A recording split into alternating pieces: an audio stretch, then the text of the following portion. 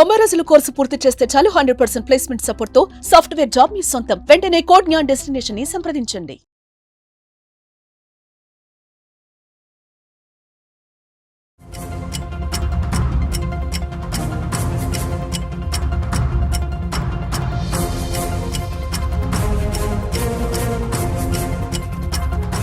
నమస్తే, welcome to Suman TV. ప్రస్తుతం మనతో పాటు ఉన్నారు మేనేజ్మెంట్ కన్సల్టెంట్ సంపత్ సముద్రాల గారు. సార్తో మాట్లాడదాం. నమస్తే సార్. సార్, కోల్కతా అభయ కేసు మనందరం చేసాం, మనం చాలా వీడియోస్ కూడా దాని గురించి చేసాము. ఫైనల్లీ ఇప్పుడు సంజయ్ రాయ్ని దోషిగా నిర్ధారించేసింది కోర్టు. జీవిత ఖైదు అని చెప్పేశారు. మరి అభయకి న్యాయం జరిగేసిందని అనుకోవచ్చు అంటారా మనం దీంతో? ఇదొక పెద్ద ఏమంటారంటే సమాధానం చెప్పలేని ప్రశ్న.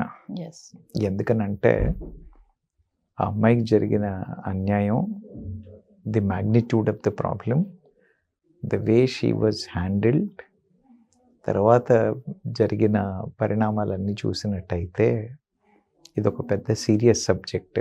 దీన్ని చాలా సీరియస్గా డీల్ చేయాల్సిన విషయం.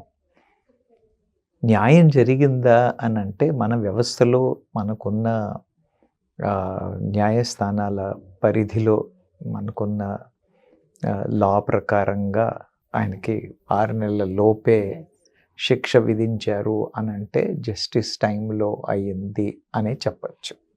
మీరు పేపర్ పరంగా, రికార్డు పరంగా, ప్రభుత్వ పరంగా మీరు నన్ను అడిగినట్టయితే ఆ న్యాయం జరిగిందే అనే చెప్పచ్చు. కానీ మనం నిజంగా వెళ్ళి ఆ సబ్జెక్ట్లో చూసినట్టయితే, మీరు అన్నారు ఇన్ని వీడియోలు జరిగాం, ఇన్ని విషయాలు చూసాం, ఎంత హడావిడి జరిగిందనేది, ఎంత అప్రూవర్, దేశం అంతా ఒక్కటైంది. అవునా? డాక్టర్లే కాదు, మెడికోలే కాదు, అవునా, మొత్తం ఒక్క కోల్కతా వాళ్లే కాదు, ఐఎంఏ కాదు, మొత్తం భారతదేశం కదిలొచ్చింది. అన్ని విభాగాల నుంచి అన్ని విధాలు. అంటే ఇంత సీరియస్ ఇష్యూ ని ఒక 2 ముక్కల్లో జీవిత ఖైదు అని వదిలేశారు అనంటే న్యాయం జరిగిందా అనంటే నేను న్యాయం జరిగింది అని చెప్పలేను, ఖచ్చితంగా చెప్పలేను. You understand my point? ఎందుకనంటే చనిపోయిన అమ్మాయి చనిపోయింది. ఇప్పుడు అమ్మాయికి మీరు ఏం చేసినా న్యాయం జరిగినట్టు కాదు, న్యాయం జరగనట్టు కాదు. ఎప్పుడు దాని న్యాయం జరిగింది అని అంటాము అనంటే, మళ్ళీ ఇలాంటి వాతావరణం రాకుండా ఉండేంత భయంకరంగా ఉండాలి జడ్జిమెంట్. రిపీట్ అవ్వకూడదు మళ్ళీ. భయపడాలి ఎవడైనా. వాడికి కళ్ళల్లో ఈ కేసు కనపడాలి, దీనికి ఇచ్చిన శిక్ష, దీన్ని ఎలా డీల్ చేశారు అనేది విజువలైజ్ అవ్వాలి. ఎక్కడ అనా కదా, ఏముందిలే, అవునా, ఇప్పుడు మీరే చెప్పారు కూర్చోబెట్టి భోజనం పెడతారా అని, ఏముందిలే, ఐ కెన్ డూ ఇట్ అన్న కదా. ఖచ్చితంగా అమ్మ, ఆ లెక్కను చూసినట్టయితే ఎవరు తృప్తి పడ్డారో లేదో తెలియదు, కానీ మీరు నా పరంగా అడిగితే నేను తృప్తి పడలేదనే చెప్పాలి, సరి అయిన న్యాయం జరగలేదనే చెప్పాలి. ఎందుకంటే డెత్ పెనాల్టీ ఎందుకు విధించలేదని కొంతమంది ప్రశ్నిస్తున్నారు. ఎందుకు అతన్ని మేపుతారా జైల్లో పెట్టి అని? దాంట్లో న్యాయం ఉంది.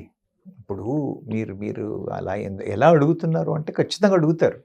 ఎందుకనంటే హుబ్లీలో కేసు జరిగింది, ఒడిశాలో కేసు జరిగింది, ఇలా భారతదేశంలో అక్కడిక్కడ మైనర్ల మీద అరాచకాలు ఇలా జరిగినప్పుడు వాళ్ళకి డెత్ పెనాల్టీస్ వేసింది కోర్టు. కానీ ఈ కేసులో కోర్టు ఏముంది తెలుసా, ఇదొక డిఫరెంట్ కైండ్ ఆఫ్ కేసు కాదు, అర్థమైందా? దీంట్లో మరణదండన ఇవ్వాల్సినంత టిపికల్ కేసు కాదు ఇది.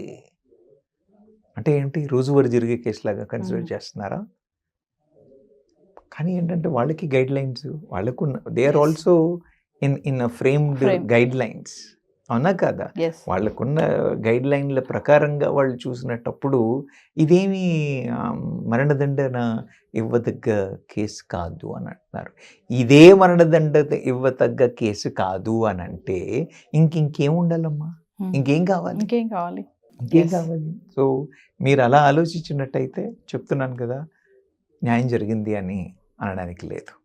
కానీ మీరు న్యాయ వ్యవస్థ పరంగా వెళ్ళినట్టయితే, పోలీస్ ఇన్వెస్టిగేషన్ ప్రకారంగా వెళ్ళినట్టయితే, మనకున్న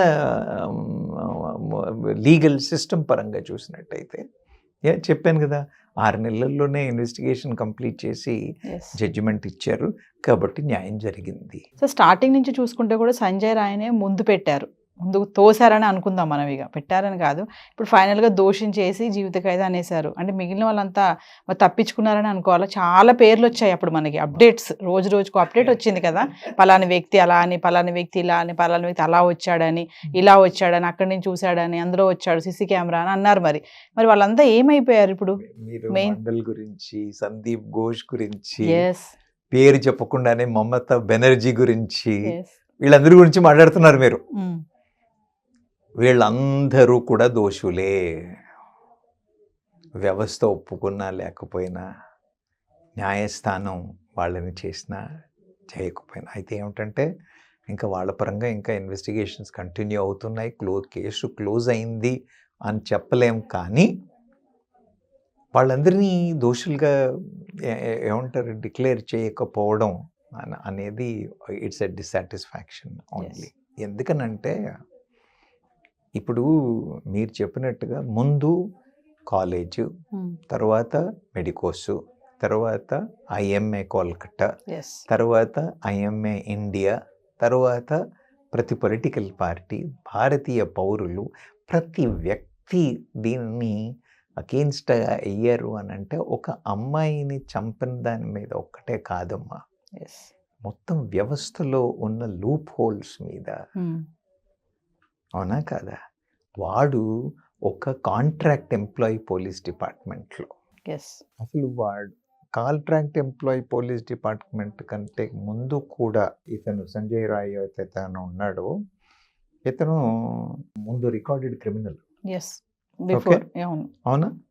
అలాంటి క్రిమినల్కి ముందు అతనికి అసలు ఈ టెంపరీ పోస్ట్ అయినా, ఈ కాంట్రాక్ట్ పోస్ట్ అయినా పోలీస్ డిపార్ట్మెంట్లో ఎలా వచ్చింది?